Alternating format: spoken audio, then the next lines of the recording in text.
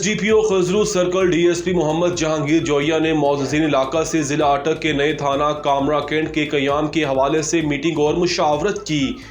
تفصیلات کے مطابق اجلاس میں SHO تھانہ خضرو ملک عاطف حسین، چیئرمین چرچ محافظ کمیٹی نثار علی خان، وائس چیئرمین ارشد خان، رکن حاجی شیراز ملک، وکال الطاف لودھی، سمندر خان، سابق جنرل کونسلر شوکت حیات اور دیگر معززین نے شرکت کی۔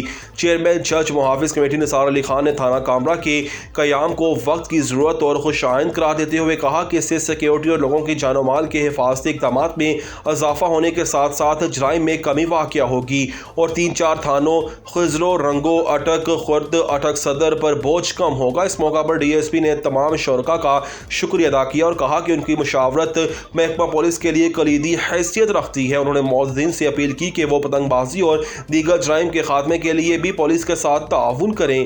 نوید Qadri, bureau chief, great news, اٹک۔